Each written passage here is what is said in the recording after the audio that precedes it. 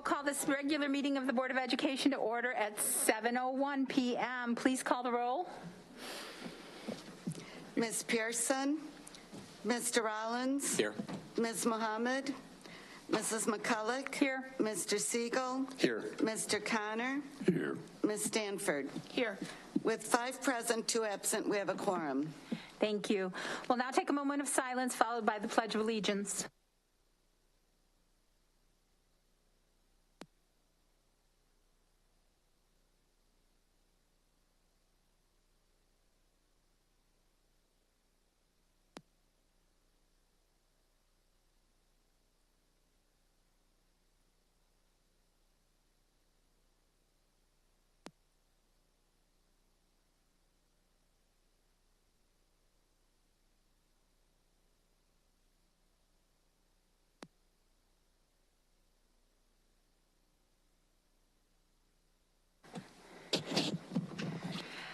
I'd like to remind everybody that the mission of the Rockford Public Schools is to collaboratively engage all students in a first-class education for a changing world. And before we go any further, thank you, Connor Childers. He works behind the scenes to produce the board's broadcast via YouTube live stream and Comcast 20. I also wish to welcome Superintendent Advisory Council Representative Mackenzie Wallace from East High School. Thank you for joining us. We'll now celebrate Rockford Public Schools Marshall Middle School as Marshall Middle School presents their positive work being done during their end of the day win time. Do we have, yeah. Have to turn on the microphone for us. Thank you. Good evening. Can you hear me okay? All right, I am Jessica Powell. I'm the principal at Marshall Middle, and I have a couple of teachers with me today, my instructional coach and one of our PLTW teachers. So at the end of this brief presentation, if you have any questions, I'm happy to answer them, or they are as well. So at Marshall Middle School, we are winning. Oh, I'm supposed to use this. Okay. And what that means is that every day from 3:24 to 4 o'clock, our students attend class in a ratio of 18:1 to get what they need every day. It's something that we adopted this year after last year's COVID craziness. And as you recall, that was one of the components of the middle school scheduling at that time. We found benefit in it and found a way to make it part of our day every day this year too. This directly is related to our theory of action as a school. We are looking to provide students with what they need to learn. And in doing so, we scaffold support that builds independence. We provide opportunities for students to have a sense of belonging, and we create challenging and relevant tasks for students so we can increase classroom engagement overall. Basically, those 3 components are relevant in all components of our win time. We win with academics. And basically what that looks like is, this is just a real quick snapshot of it, but our teachers use this to schedule students for time during that 3:24 to 4 o'clock time so that they can get the students they need in front of them for Tier 2 support and or Tier 3 support. Students actually have access to see the schedule so they can, after attendance, after announcements, navigate themselves to the places in the building where they're requested and where they're needed so that they can get things accomplished during the end of the day that they need to do that they haven't finished maybe during class time or for retesting and that sort of thing. You'll see at the top, providing evidence of learning. Last year, Marshall adopted a standards-based or evidence-based learning model within our grading, and this time is a great opportunity for students who have maybe not quite reached mastery on a standard to work with a teacher and show additional support for learning that standard. We also use this time to target skills through short cycle goals. Actually, Mrs. Wallace, one of our teachers here, set up with our instructional coach an opportunity to use map data for students who were struggling with different basic skills components of math, and then they worked through 4-week cycles to be able to master those standards in preparation for IAR. Now, and at the end of this, you can see with the study, their confidence soared. We said, okay, we can kind of reshuffle this and you can go back to your other WIN class and, we'll start again. And they said, no, we want to stay here. We like what we're doing. Now they meet with other teachers. They participate in read alouds. They continue to practice math skills together, and they feel very confident about what they're doing. Here's a quote from one of those students. She said, "When is good. When help me with things I didn't understand. It's a fun way to learn and get my homework done. I'm a better math student because I have more strategies, so class seems easier." So that was qualitatively exactly what we were hoping would be part of this class. The second thing that we do during this time is we nurture and help students in terms of their SEL. We know coming out of COVID that there have been a lot more emotional dysregulation among our students, and this is an opportunity for a sense of belonging. Connor, I need you to unmute it, please. Oh yeah, the Google form, the potential energy levels. What about social studies day 3? No, and day 4. Day 4 is due by the end of tomorrow. No, it's due on Monday. Oh, done. Yeah, it's due Monday. Is it due Monday? So like, how do we remember to do it like on Saturday on the weekend? So it's due Monday when you come to school. Why? Okay, are you guys all You don't do anything. I just give you the answer. So that is a 7th grade class. That's an example of what they start every WIN class with. Every class across the entire building begins by prioritizing the work that they have for WIN time and then leading into the evening and beyond. They do that as a group so that they can work together to remember deadlines, to remember what they need to do, and also then to help each other with different projects. And then here's just some pictures from the WIN classes. You can see that there's a lot of different things going on during those times, depending on what students need, which again is exactly the point. And then this is a time where our social worker and counselor can actually use groups to help students that are struggling in very specific areas. It's nice to not have to have them pulled from their content area classes or those important electives. And so these groups are short and they just meet for a couple weeks at a time, but they give students an opportunity to kind of increase their SEL. And then finally, physical activity is another obviously important component of a student's life and day. At Marshall, we are the Gifted Academy, and sometimes that means that we need a little extra support, maybe with some physical activity. And for some of our students that are gifted athletically, it's a good opportunity to really help them strive. So our PE teachers create clubs. This is actually our 5th graders learning the basic skills of tennis so that they're ready for competitive tennis teams as 6th, 7th, and 8th graders. We've done this with swimming, with volleyball. The PE teachers use this to make sure that students can build skills. So students that are struggling with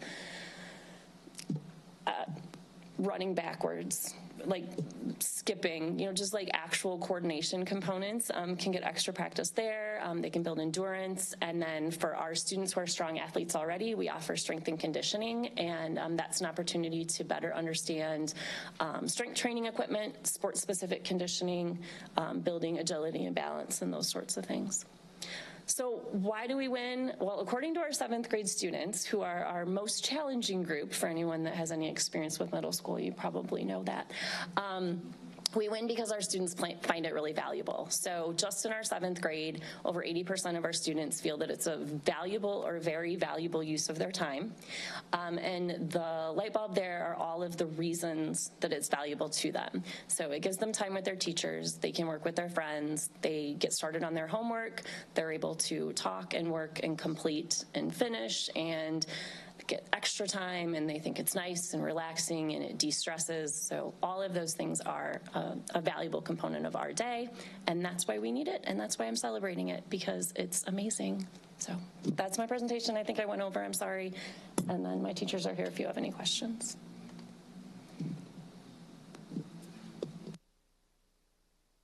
Wouldn't you introduce the teachers who came with you?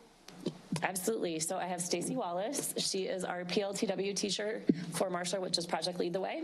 And then Tracy Jackinette is our instructional coach. And Carrie Rollins is our is one of our 7th grade teachers. And she's actually the mastermind behind that amazing spreadsheet for the students to be able to look at. So, yeah. Good job.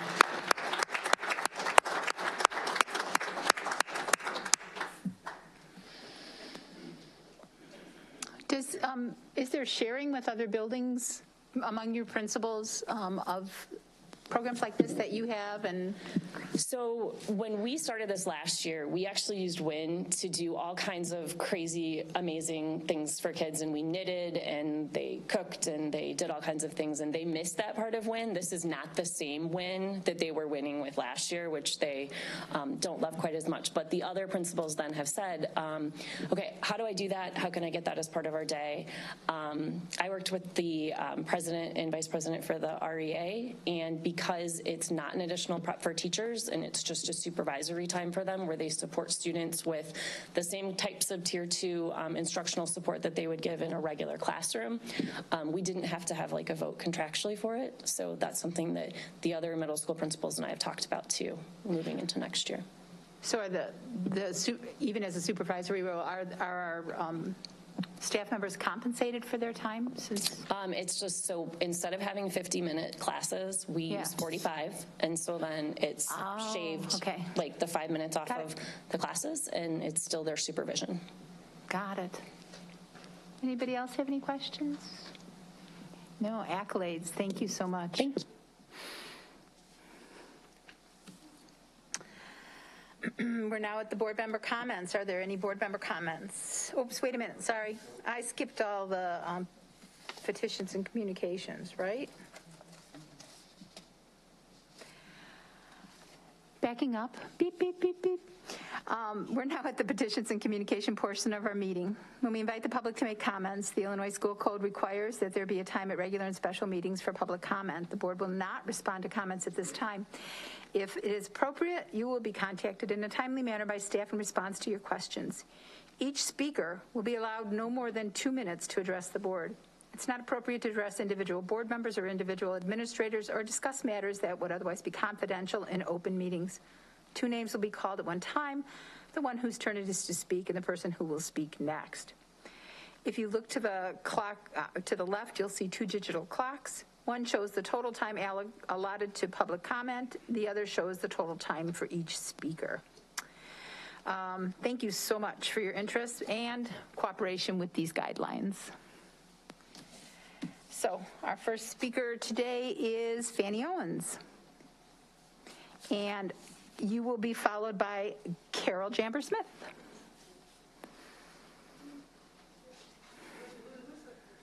Fanny, you are first. You're in the right chair and everything. Thank you. Oh, wait a second. We have to turn your microphone on. Hang on a second. There you go. She didn't start your time, so it's not a problem. I'm Fanny Owens, and I'm here on behalf of NAACP and Eliminate Racism. And my concern today is the low percentage of African American teachers in a district where African Americans make up the majority of the students in the Rockford Public School. And also, I just want to commend you on working with the school board, working for a committee looking at expulsion and ways to lower the suspensions. Studies have appeared to validate that most majority race educators, including upper management in all systems, may have the same view and generalization view as this country's majority population view and biases towards minorities. The Booking Institute concluded that majority of the population see people as either being pro-white or anti-black minority. We see these actions played out daily in police behaviors, the criminal justice system, and incarceration rate. Hopefully the Rockford School Board will address the psychological impact of black students who do not have African-American teachers in their classroom. And these studies allude to the fact that not having teachers of color in the classroom to look up to as a role model often makes students feel inferior, lack confidence, because they are not able to see themselves in achieving certain positions or professions. This information is based on the Brookings Institute of Nonprofit Public Policy based in D.C. The mission is to conduct in-depth research that leads to solving problems at the local, national, and global level. It is my belief of this and many other studies concluding that African American teachers usually do not have preconceived biases and have a background that make them more likely to relate to students from various social and economic backgrounds. Studies have also concluded that African American students feel connected and tend to do better when they see role models that look like them. Administrators, education superintendents, the board members need to come to a reckoning that institutional racism is alive and impacting people of color. It appears that we need to propose hiring actions. Thank you. Carol Jamber-Smith will be followed by Nina Giangeli. Thank you. Thank you for this opportunity to speak to you, and thank you for the work you're doing to educate the most precious asset of our community, our future citizens. On April 19th, CBS Morning News announced the 2022 Teacher of the Year, Kurt Russell, a high school history teacher from Oberlin, Ohio. Russell was born and raised in Oberlin and attended the same school where he now teaches. He told Gail King that he is proud of the school district he works for and that he gets his inspiration from his students. Russell also spoke of his focus on bringing attention and awareness to the importance of a diverse teaching force and an inclusive curriculum that empowers every student. That morning, Russell revealed the source of his inspiration to become a homegrown teacher, Larry Thomas, the first black teacher he ever had. It was a revelation, Russell said, to actually see a teacher who looked like him. Acknowledging the importance of students seeing someone like themselves in the classroom, Russell said, "I try to make sure that my students have the most opportunity to learn, and I do that through allowing my students to see themselves in the curriculum." What could be more important for a student to see him or herself in a teacher? What could be more important for a student to see him or herself in the curriculum? To feel seen and heard. Eliminate Racism applauds the hiring of Dr. Tiffany Brunson as a first step to ensure such inclusion. But there remains much work to be done. The district must do all it can to make sure that each child feels seen and heard through intentional curriculum development and social support. Nothing less than the future of our city depends on it. Thank you. Thank you. Nina will be followed by Betsy DeGunther.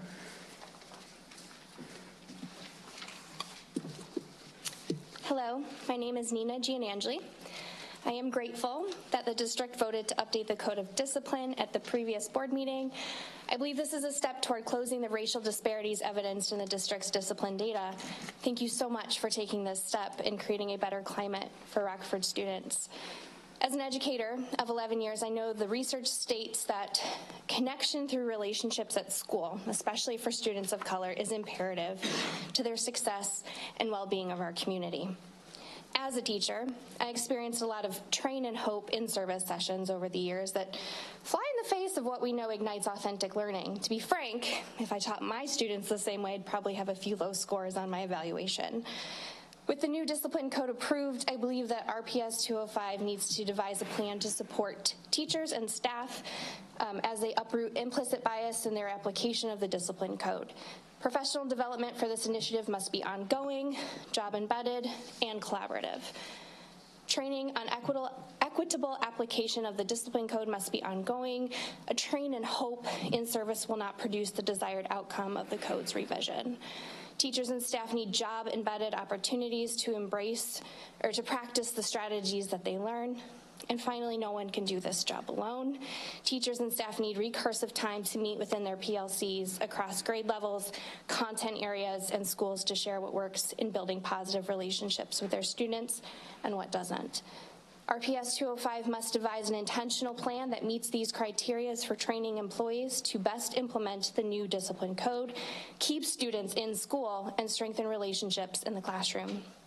Furthermore, please be transparent with the community as to how you plan to support your staff as you implement this training so that we can better support you. Thank you. Thank you.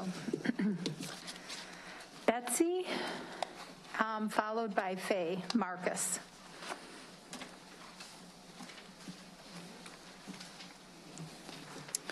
Good evening. My name is Betsy DeGunther, and I am a retired RPS teacher. I taught in the district for 25 years. 22 of them were at Auburn High School. First, I'd really like to thank you for adopting a change to the discipline code. I worked under it for many years, and I'm really excited about the new changes. I'm hopeful that it will have a positive impact on our schools and the community as well.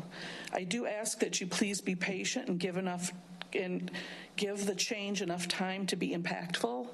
I experienced the implementation of many different programs promising student and teacher improvement. And just when the program was beginning to show promise, the next new program came along. Second, if the superintendent will hire more minority principals and the principals will hire more minority teachers, together with a new discipline code, I'm confident that all RPS students will be more successful. Perhaps the principal for the new IB program could be Black. I acknowledge that there is a teacher shortage, but successful schools are where good teachers want to work. Thank you. Thank you, Betsy. Faye Marcus, followed by Ann Rundle.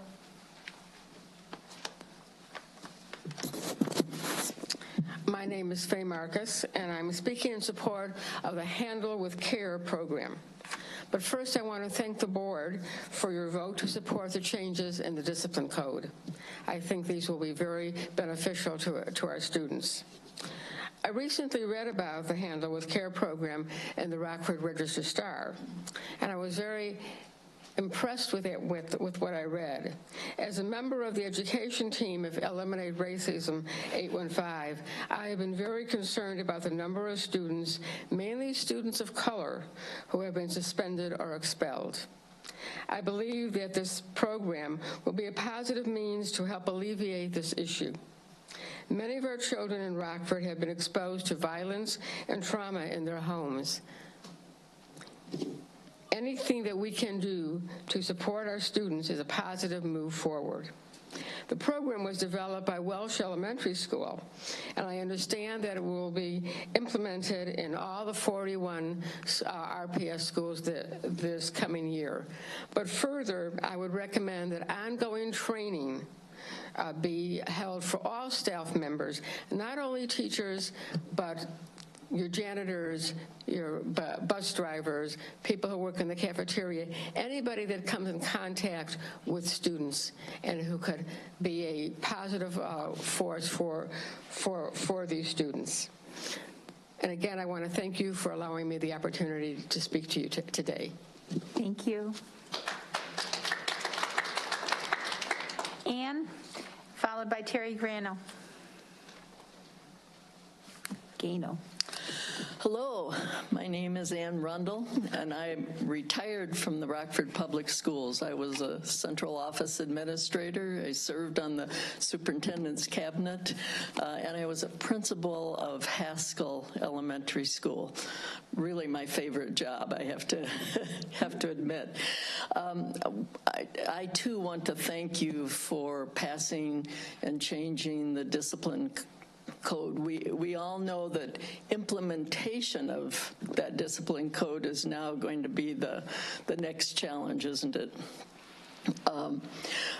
I care deeply about the children of our city, and I agonize every board meeting when I sit here and listen to the numbers called, because every one of those numbers is a child in our community.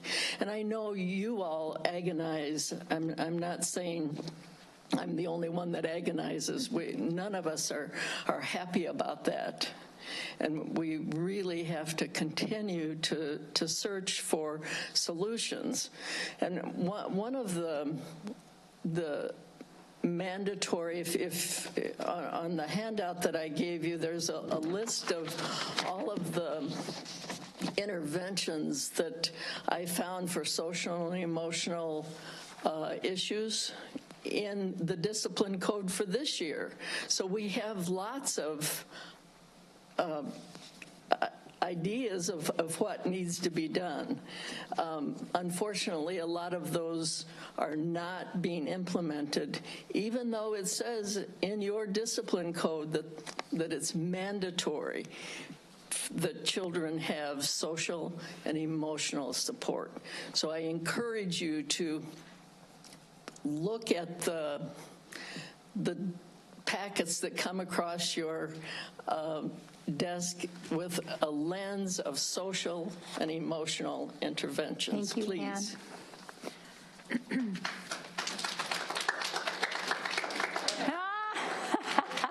Terry Gano, followed by Minnie Stewart.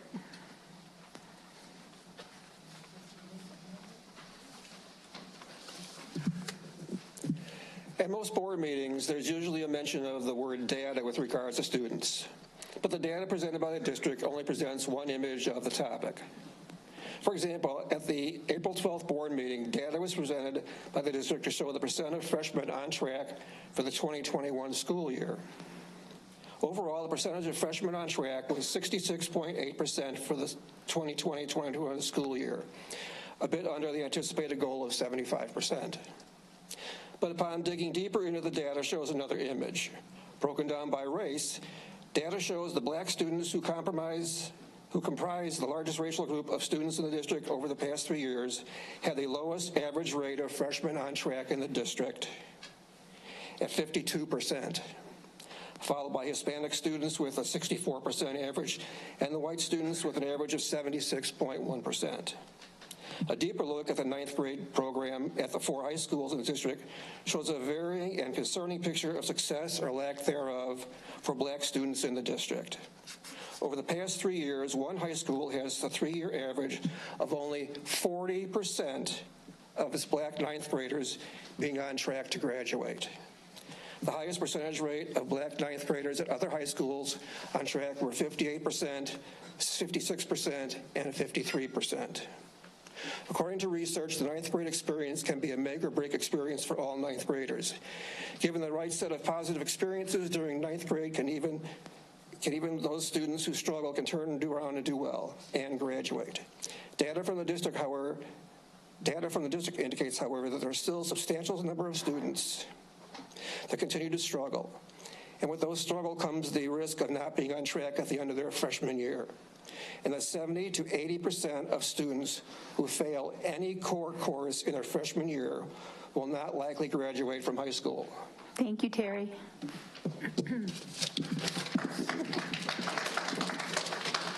Minnie Stewart, followed by Kathy Matson. Hello, my name is Minnie Stewart, and I'm a retired teacher of Rockford District 205 for over 30 years. Thank you for this opportunity to speak to you about the recruitment of teachers of color by District 205. I would like to applaud the recruitment team for what they've done in such a short period of time, but there's still work that needs to be done. Your level of dedication and commitment is greatly appreciated.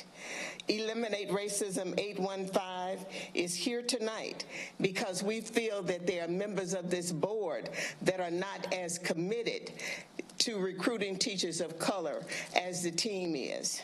I was very shocked, hurt, and dismayed as I heard a response of a board member on March the 8th, 2022, to recruiting teachers of color.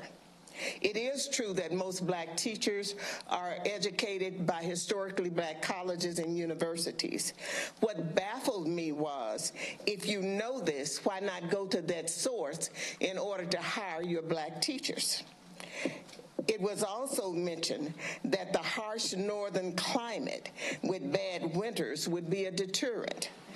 I am quite certain that people that live with tornadoes, thunderstorms, and hurricanes can deal with snow and cold weather. Many comments were based on opinion. I am basing my comments on facts and experiences. You see, I was recruited from Jackson State University in Jackson, Mississippi. Attached, I have given you a copy of the news release for the new new teachers that were hired to Waukegan School District for that year. 30% of the new teachers were teachers of color. True commitment. Recruitment efforts do work. The recruiters came to us with an impressive offer with incentives. Thank you. Most of all. I'm sorry, your time's up.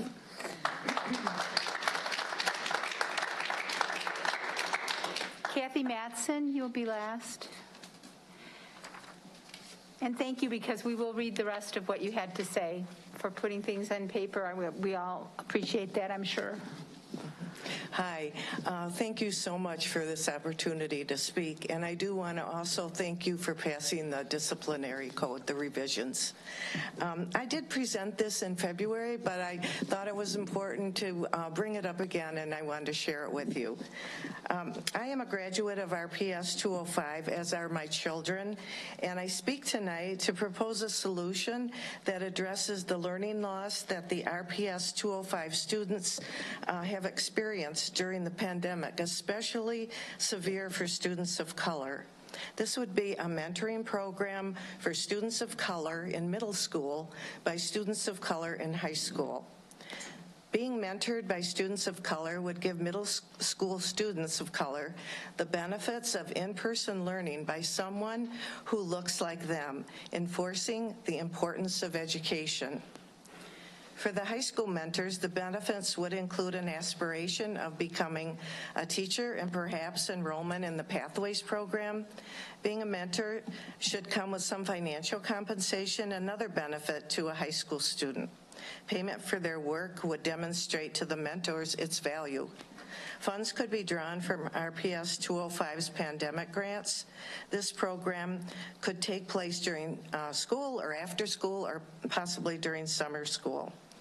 Even elementary schools could use a simple peer-to-peer mentoring program by inviting fifth grade students of color into younger grades to read together, help with math skills, or whatever the teacher suggests. Such mentoring programs would benefit all ages with additional learning opportunities, and also by increasing confidence, emphasizing the importance of education, and perhaps introducing teaching as a career. Thank you. Thank you. Thank you to everyone who spoke tonight. Please know it's not falling on deaf ears, and to hear such a contingent and so well articulated. And again, thank you for the written copies so that we can refer to those as well. Appreciate that and your time. Now it's time for board members' comments. Do any of the board members have something to say? Mr. Rollins. Yeah, since the one comment was directed to me, I guess I'll respond. Fortunately, the comments are available on video, and if you listen to them carefully, I never at any time said that we should not recruit at HCBUs. I was actually part of a committee that worked for probably 2 years to come up with a plan to try to increase recruitment of minority and particularly black teachers, and recruiting at HCBUs was one of the strategies that we identified. What I said was, we're not having much success with it. We have been going to HCBUs. We're not getting recruits. And what I said was, as a consequence, what we determined was that our best strategy was using a homegrown strategy and try to focus on increasing recruiting within the Rockford area, and particularly by using the teacher pathways to try to assist people in actually becoming interested in becoming teachers and then actually going to college and getting their teaching degrees. So I would invite you to go back and listen to the March 8th comments and see what I actually said. Are there any other board members who'd like to make comments? Mr. Siegel. Thank you. And I too wish to thank those who came to speak tonight. I appreciate your persistence. I appreciate your articulate presentation of ideas that seem very sensible, and Ms. McCulloch is right that we do listen to these, and I think that we have seen our thinking stretched. But speaking of relentless, it has been a relentless concern of trying to provide a good education to all of our students, to provide supports for kids whose needs are beyond extraordinary? And are they beyond our capacity at times, maybe most of the time? It sure seems like this. The school district is working, and you can see this in a lot of the programs that we have brought to reality this last year, the last couple of years. You can see it in our change in our code of conduct. The problems have been relentless for years. I ask for your patience as this program gets underway. You know, at the last meeting, it was noted that when the last student code of conduct was introduced, it took a little time to see the trends that we had been told would occur. We did see the trends. This student code of conduct depends on a greater level of partnership. It is very much intervention dependent. These interventions can be given, and I believe they will be. The interventions need to be received. They need to be fostered and amplified. Simply giving interventions to a student will help them understand that school is a safe place for them to be. It's a place for them to learn and to grow. And then when they leave school, we lose control over how powerful those interventions are. We're going to need help to break the relentlessness of the problems that have been before us and that we are making efforts to address. We are going to need help, and I appreciate you coming forward and acknowledging the work that we have done, the hires we have made, and I think when you take a close look, you're going to see, and I'm certain that you are going to take a close look, you are going to see increased efforts in our recruiting and in our hiring. I just ask for your patience, and I ask for your understanding, and I ask for your advocacy on our behalf, given the efforts that we are making. Let those efforts be known. I appreciate you amplifying the voice of the need. I'm hoping that we can get this conversation going in the other direction too, so that those who have the need understand that we are working to meet those needs. Thank you. I'd like to finish board member comments by acknowledging that tomorrow is Administrative Assistance Day, and the administrative assistant to the board is Ms. Laura Fromm, and just want to publicly acknowledge how much we appreciate her and all the work that she does for us. So thank you.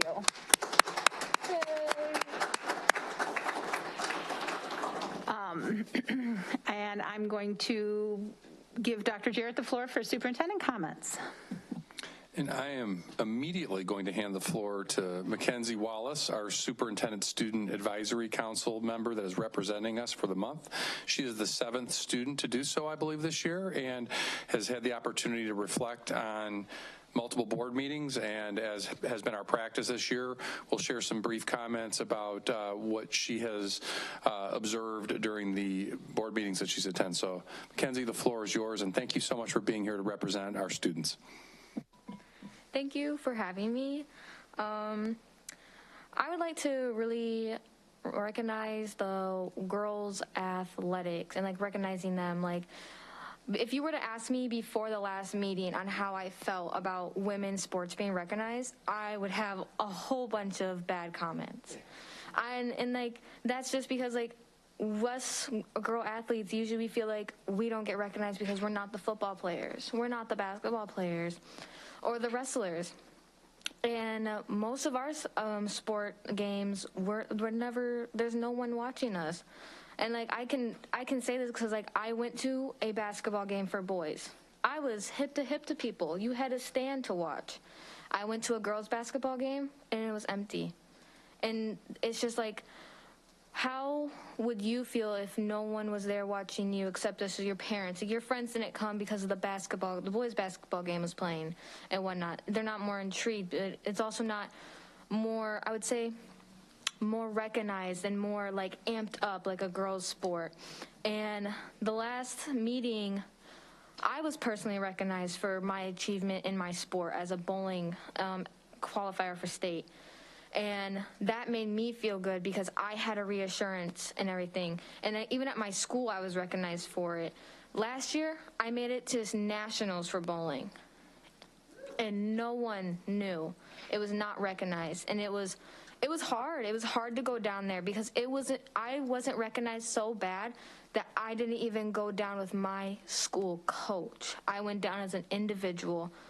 And that is what hurts. And it's like, when the meeting happened and we had the basketball team in middle school, the girls team, and how, that was really acknowledged. Like, they came out here, they identified who they were, what grade they're in, and that's going to make them feel good. That made all women sport athletes feel good. Like, we're not just doing this for ourselves and everything. We are doing this, and we have fans out here, and we do have people out here supporting us.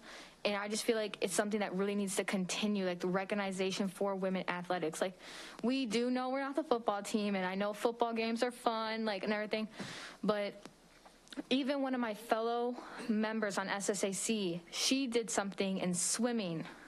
She achieved something in swimming, and no one knew about that.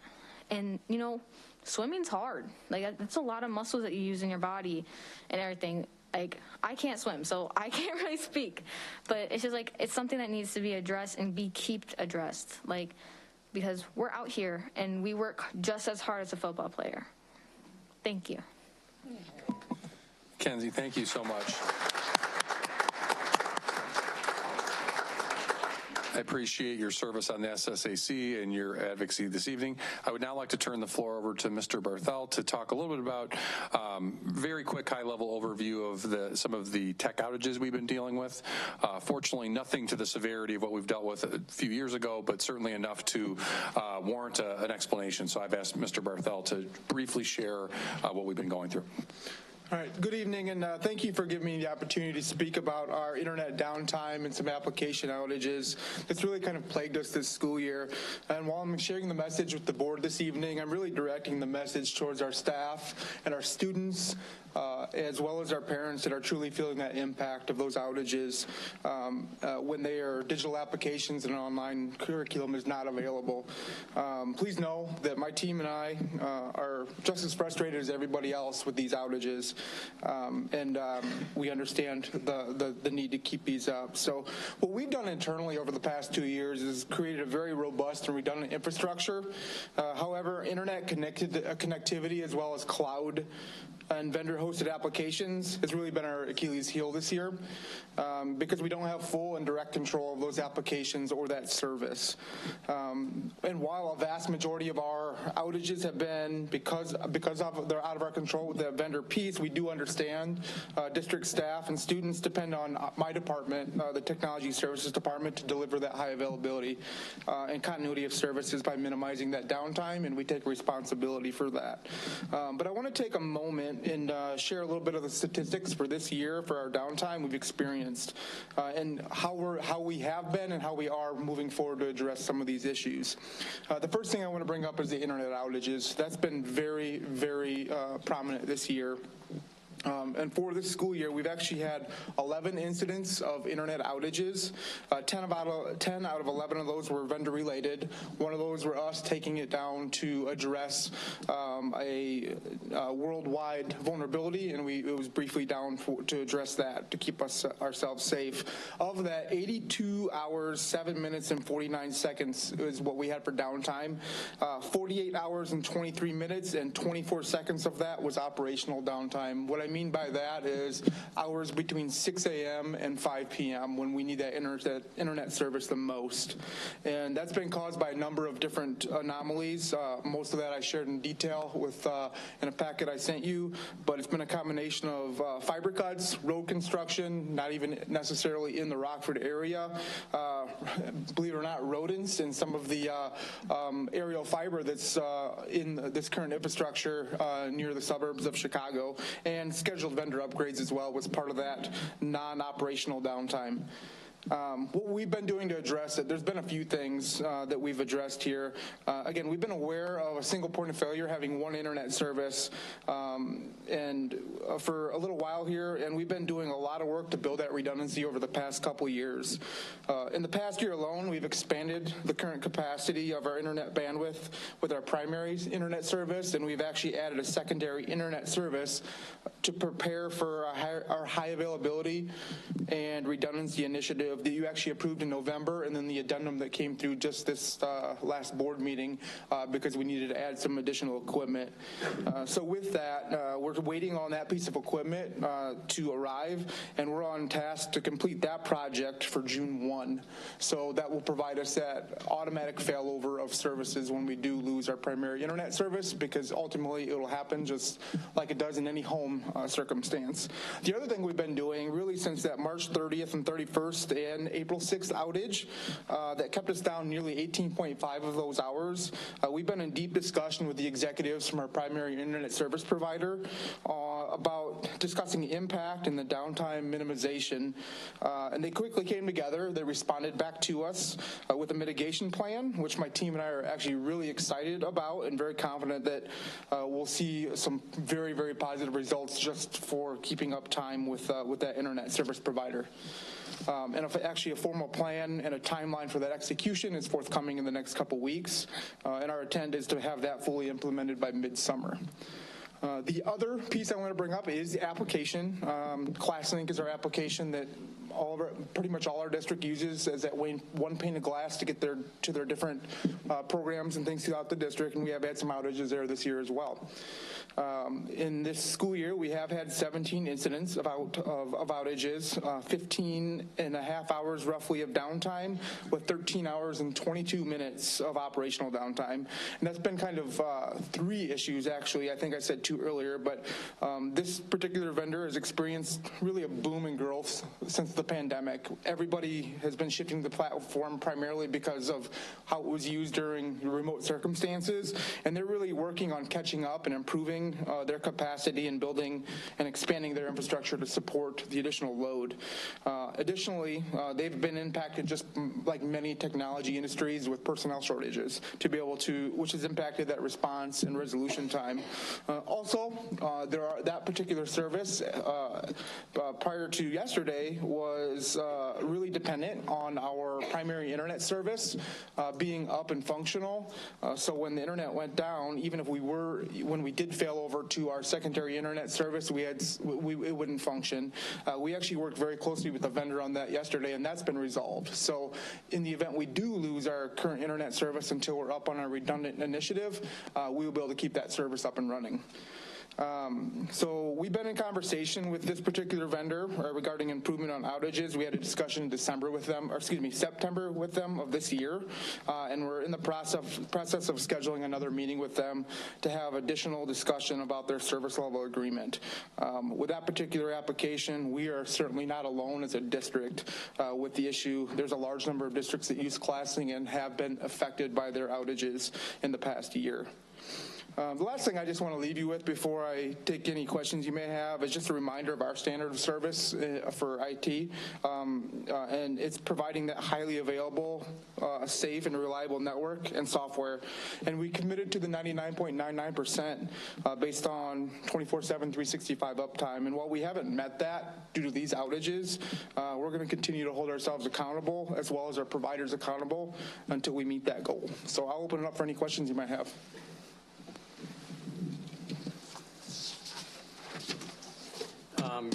You referred to operational downtime. What was the difference between operational downtime and downtime? So operational downtime for the internet let me pull that back up again, was 82 hours, excuse me, the operational downtime was 48 hours, 23 minutes. Total downtime was 82 hours and 7 minutes, which includes planned upgrades and scheduled maintenance by the vendor. What do you mean by operational downtime? Is that downtime during the school day? During school days, and I expanded that a little bit to include, so 6 a.m. to 5 p.m. to cover some of the needs that transportation might need to be able to access the internet and things like that to get buses out. And then on the ClassLink, how many hours of operational downtime? We had 15 hours and 26 minutes of total downtime and 13 hours and 22 minutes of operational downtime. Okay. I've got a comment that's more of a comment than a question. And the comment is, when we talk about improving our outcomes, what we've been told pretty consistently by the administration for the past few years is one factor in doing that is increasing our school year or increasing our school day. And so this year what I'm looking at is we've lost about a week, more than a week, of school time due to our IT issues. We've cut our school year short by a week, at least, and actually I think more than that this year. So we've lost a week of learning, and it's not like these are snow days and we get to make them up at the end of the year. So I'm glad to hear that you're working on it, and I'm glad to hear that some of these hopefully issues are going to be resolved. But we're shooting ourselves in the foot here. I mean, if increasing classroom time, and we are at the point where teachers can't do what they're supposed to be doing. They can't teach their lesson plan. They can't really do anything when we don't give them access to the internet now, or if they can't access through ClassLink, if ClassLink goes down. So, if we cut the year short by a week just because of IT issues, that's a week of lost learning. So I really do hope that we figure out a way to solve this and that we don't have another year next year like we've got this year. No, understood. Mr. Siegel. Thank you. This question is going to sound really bad juxtaposed to Mr. Rollins' comment, but what does accountability look like with your vendors? And is there some sort of a price they pay for their failure to keep operational? So there is, and it is built into the contracts based on level of a service level agreement and what that availability is. If it drops below a certain percentage, which is typically right around that 98 to 97%, if they drop below that, there are some discounts and some dollars that we do see back from that. It's a little bit more complicated with our primary internet service because that is something that we have acquired through the E-rate program, so that we wouldn't see those dollars directly. That would actually go back into the program. But it is discussions we're having.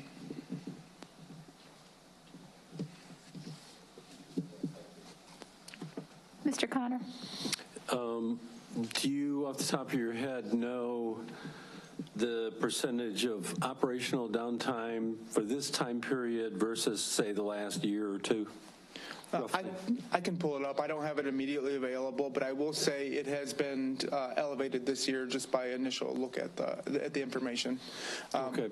Part of the thing I think that's also been of impact, one of the largest outages we had with this current internet service provider was because they were relocating fiber on the other side of a highway near the suburbs, and we're moving very quickly. So now I know there's a lot of federal dollars in the Infrastructure Act that's maybe moving things along in a more expedited fashion, and there's not as much QA going on with that stuff, or not paying close attention to some of the services and utilities that run along those highways. So that might be also part of what we're dealing with right now. So similar to what Mr. Rollins asked, I think part of the questions that I'd have is, on the reasons side, it sounds like we have a fair amount of external factors, and that's not to let us off the hook, because losing a week of education is losing it in that sense, and I have a comment on that in a second, is I think the way we write our contracts, I think that the IT organization should be clear to the providers about what the accountability is on that. Having worked on the corporate side outside, I know there are some things that vendors accept and some things they don't. And so I would say, let's have an honest discussion right up front.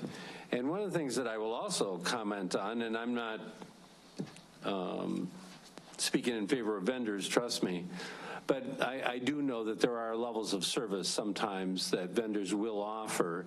So one of the things I'm going to comment on is, number one, and I've said this a lot, is I'm very disappointed when I hear people talk about our situation as a district and don't put educational technology in their thinking.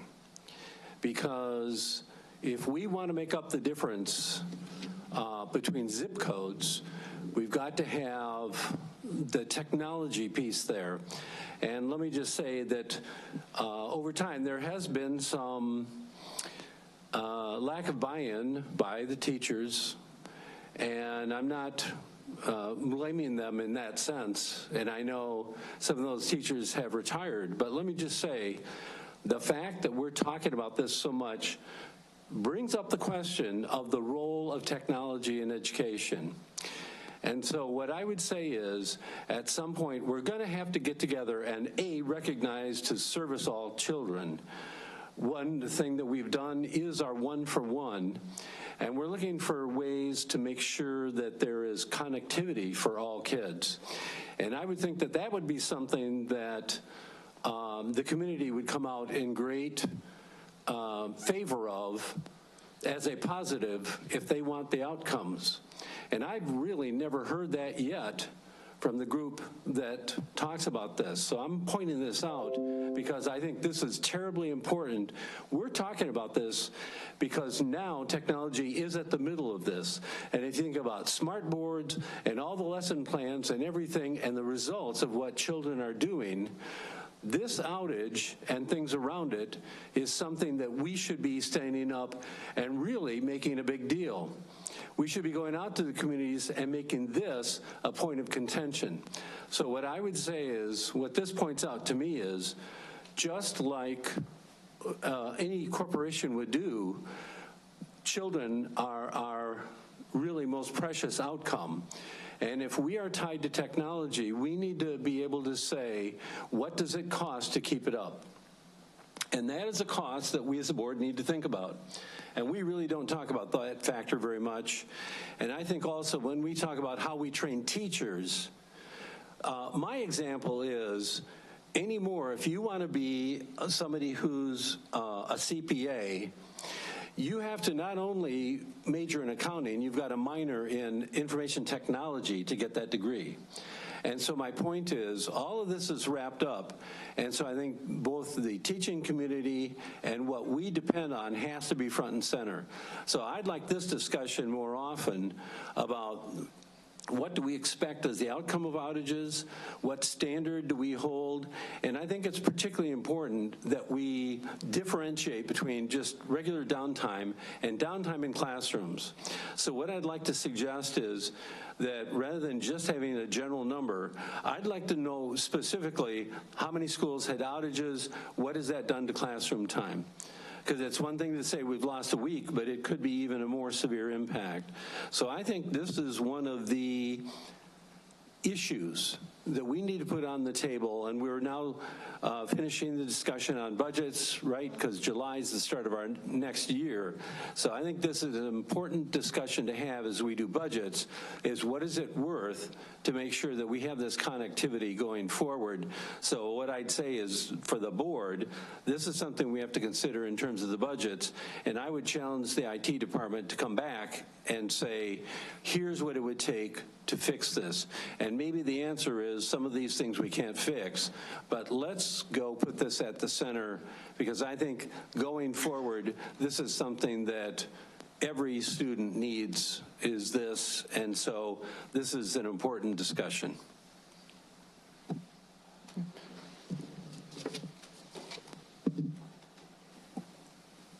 think that's all the green light. Thank you so much. You. It's just amazing to me that we have become so dependent in our educational process. But that's exactly right. That's where we're at. And so it is an important topic. So thank you for that.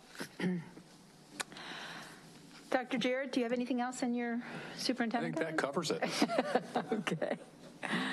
All right. Well, then we're on to the consent portion of our meeting, which includes items previewed by the board committee chairs during the committee of the whole meeting. The consent items from Performance and Monitoring Committee are payroll, accounts payable, purchase orders, air travel, monthly cash and investment report from March of 2022, the finance results from March of 2022, the IFB 2227 acoustical panels at Risa Middle School and Marshall Middle School. The consent items from Governance Committee are the meeting minutes of 4/12/22, the contract purchase orders, the prevailing wages, memorandum of understanding for the curriculum leadership team pay, and the Freedom of Information log. Is there a motion and a second to approve the consent items? So moved. Second. Thank you. Please call the roll. Oh, wait a minute. Are there any consent items that anyone needs pulled? I forgot to ask. I apologize. Yes, Mr. Connor? Yeah, sorry, I scrolled past it. 6G, I'd like to pull.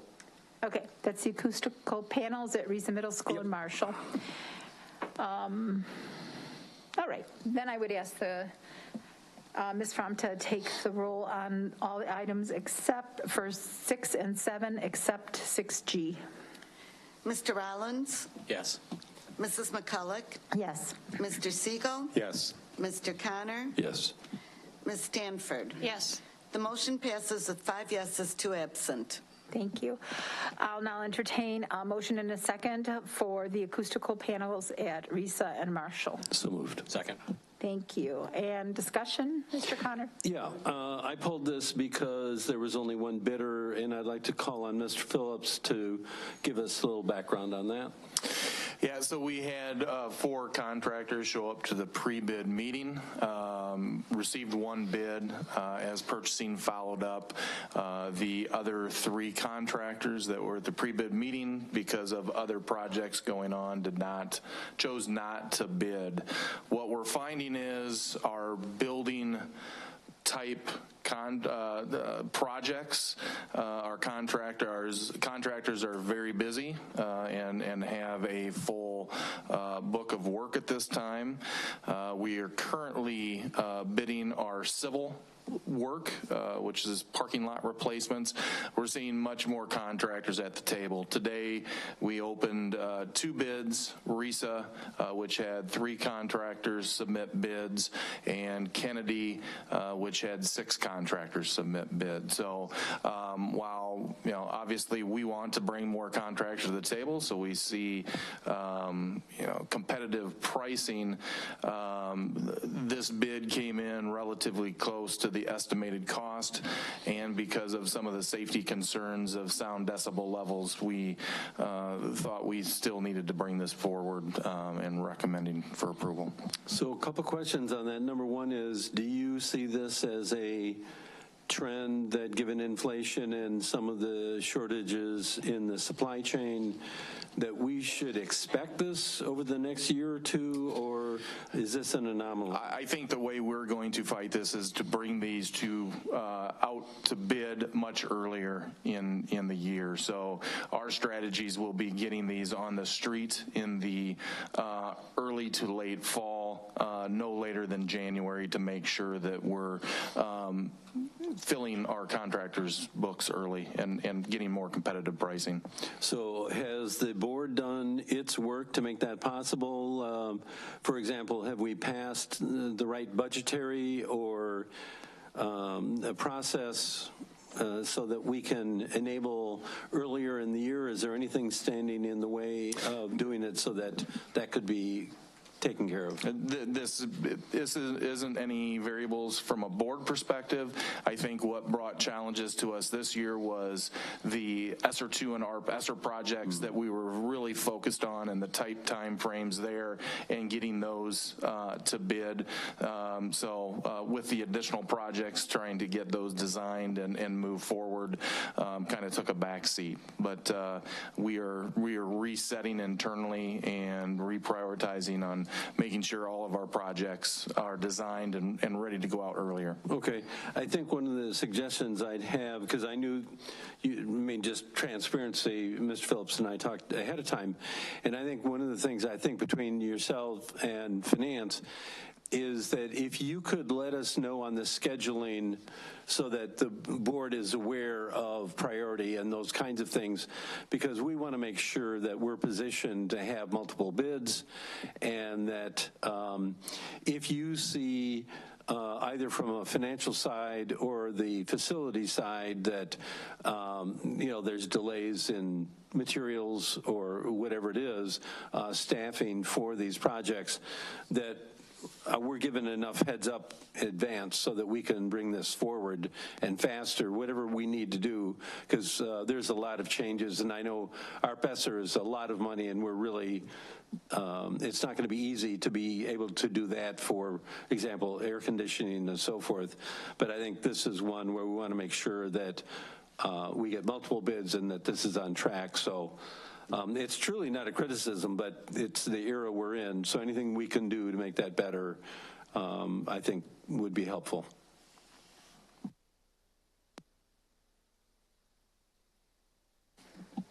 Okay.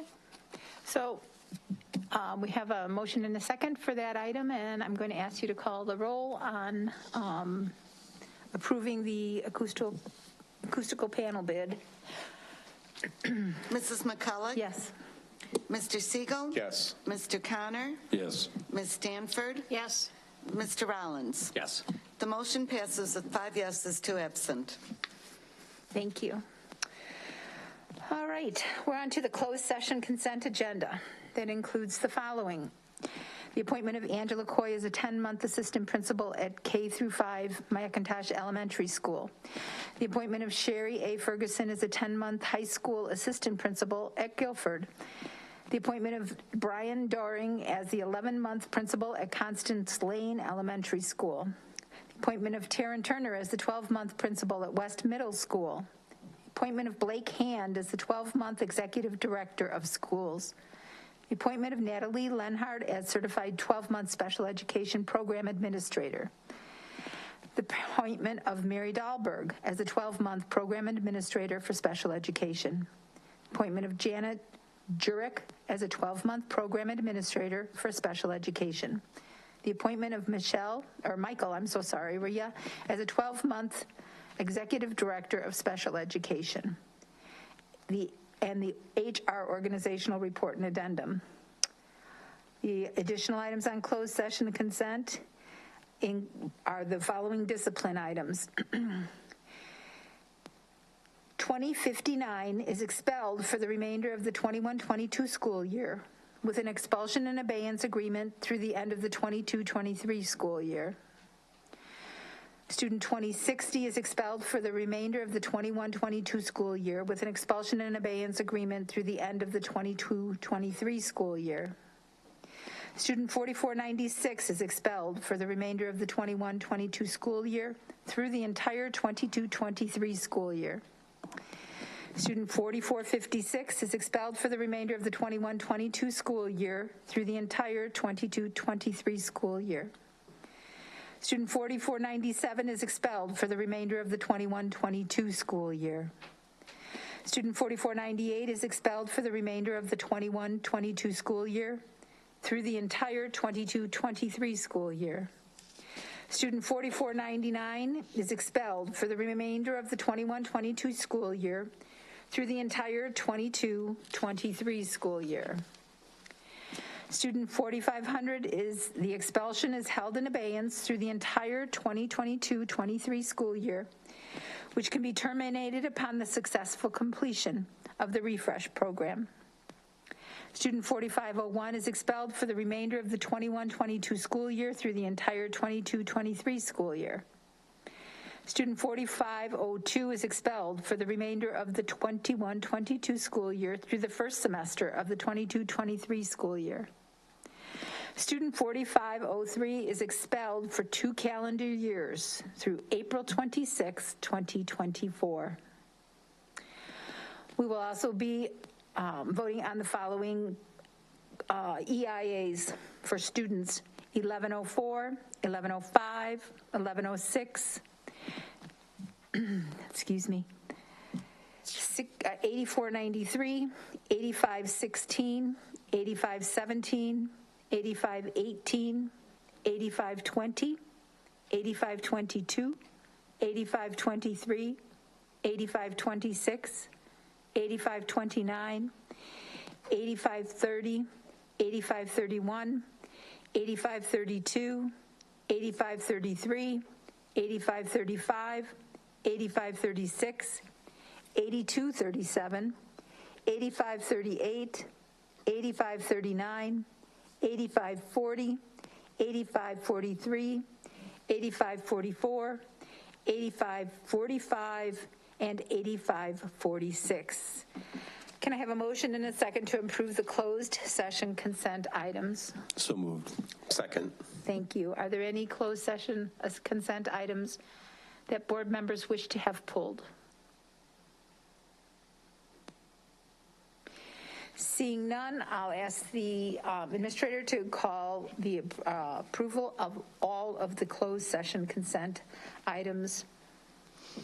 Mr. Siegel? Yes. Mr. Connor? Yes. Ms. Stanford? Yes. Mr. Rollins? Yes. Mrs. McCulloch? Yes. The motion passes with 5 yeses, 2 absent. So we're on to other business, new business agenda recommendations, board member action steps. Are there action steps that you have put out, any of the board members have requested? I know there's been some follow-up wanted on the IT. Was there anything else?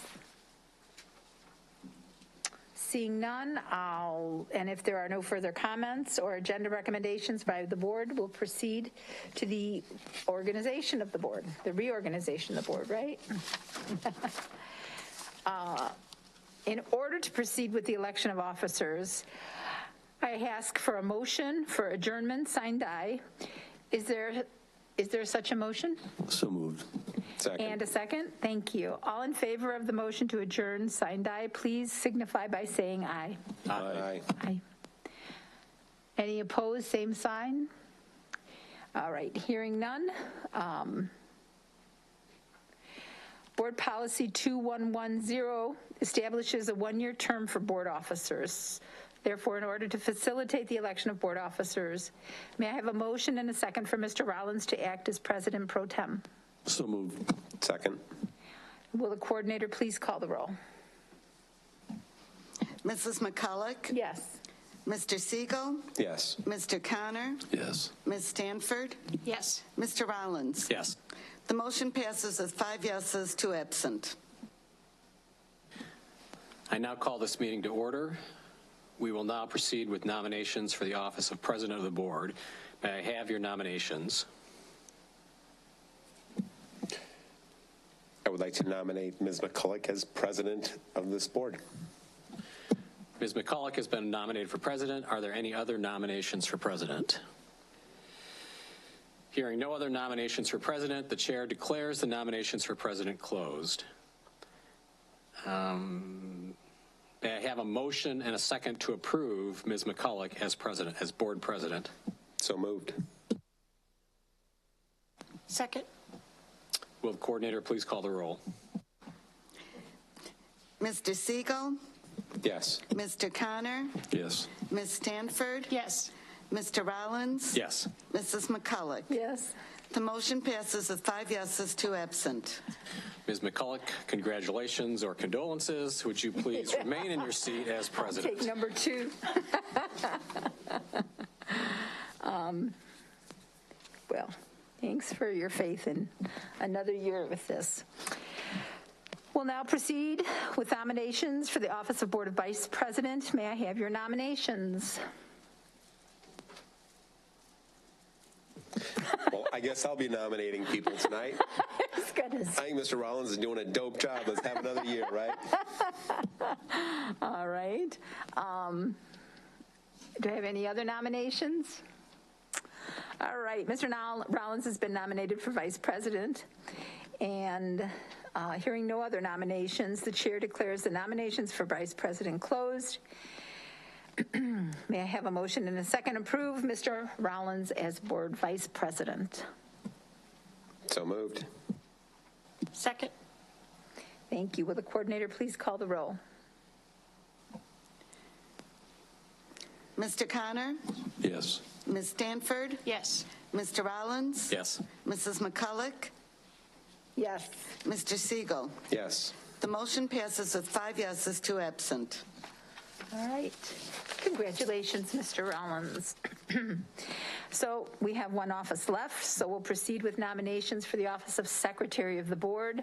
May I have your nominations? I'll nominate Ms. Stanford. You could be the second. Second.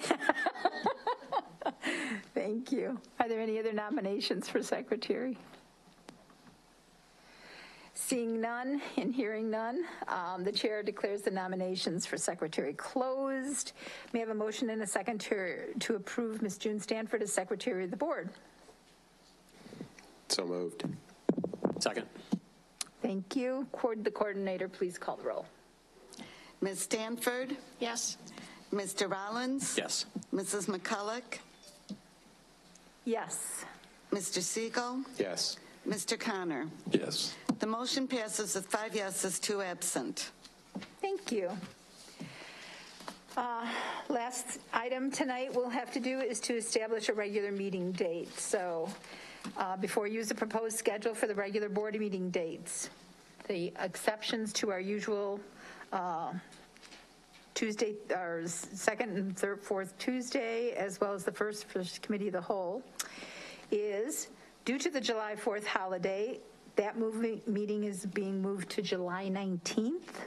In addition, the proposed November meetings are November 14th and 29th. I'll now take a motion to approve the 2022 and 2023 regular board meeting schedule. So point of order on the draft, it said the 15th of November, I believe. 15th. November 15th. I apologize if I You spoke said 14th, incorrectly. yep. It is correct on the draft, the 14th, the 15th. See? I don't know why I want that day. So that is the 15th and the 29th of November. So can I have a motion and a second to approve the calendar with the changes that have been requested? So moved. Second. Thank you. We'll just call the roll on that, please. Mr. Rollins? Yes. Mrs. McCulloch? Yes. Mr. Siegel? Yes. Mr. Connor? Yes. Ms. Stanford? Yes. The motion passes with 5 yeses, 2 absent. If there are no other comments, agenda recommendations, but there is Mr. Rollins. Well, I was trying to look at my calendar quickly. I voted for it, but so there's going to be a 3-week gap between meetings, and between the last meeting in June and the first board meeting in July. Is that going to cause any problems? HR? I would probably have to ask for special permission or consensus from the board on hiring, because that is going to be a large gap. Would you do me a favor and just say that on the microphone, please? Because, we have people absent who might listen to the tape. Because what happened was they now kicked the committee of the whole down to July 12th, and then we're going to have the actual board meetings on the 19th and the 26th. But that leaves us from June 28th until July 19th for actual board meetings. Yeah, that may be a case where I have to ask for board consensus on hiring, because that is prime hiring for us in terms of teachers and other positions. So that may be a case where I have to work with the board on special permission because of that gap. Okay. And we do only have the one meeting in July. We don't have two. It's one of the months that we only have one of the regular board meetings. Oh, okay. So we'll have committee of the whole followed by the board meeting on, was it the 19th? And not the week after that, which means there'll be a little bit of a gap there too, right? Till the second week of August. So that might happen more than once, that you'll have to come to us with special, so that we can start with the positions filled in the new year. All right, any other question? And the November one is the changes because of the holiday. The 8th is election day. The 8th is election day, right? We have to be off. And then the district is closed the week of, or they're closed most of the week of Thanksgiving this year. Okay. And we voted on that calendar a few weeks ago. So, all right, thank you for that. If there's no other business to be brought before the board, I'd entertain a motion to adjourn. So moved. Second. Thank you. All in favor? Aye. Any opposed, same sign? All right, thank you. So we end up Good with night. another